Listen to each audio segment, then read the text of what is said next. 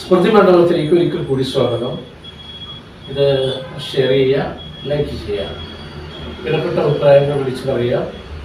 നിങ്ങൾ എനിക്ക് തോന്നുന്ന വിലപ്പെട്ട അഭിപ്രായങ്ങളാണ് വീണ്ടും ഉണ്ടായത്.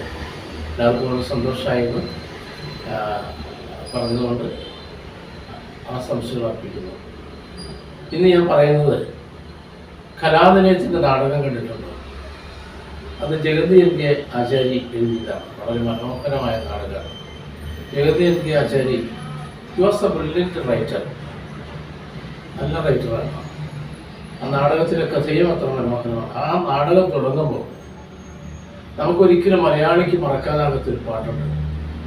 സൽക്കലാദേവതേ ചിത്രഗോപുരങ്ങളിൽ സർഗസംഗീതമുണർത്തി, സർഗസംഗീതമുണർത്തി. സൽക്കലാദേവതേ ചിത്രഗോപുരങ്ങളിൽ സർഗസംഗീതമുണർത്തി, സർഗസംഗീതമുണർത്തി. വിശ്വപ്രേമത്തിൻ വിളക്കുകൾ കൊളുത്തി, സർഗസംഗീതമുണർത്തി, സർഗസംഗീതമുണർത്തി.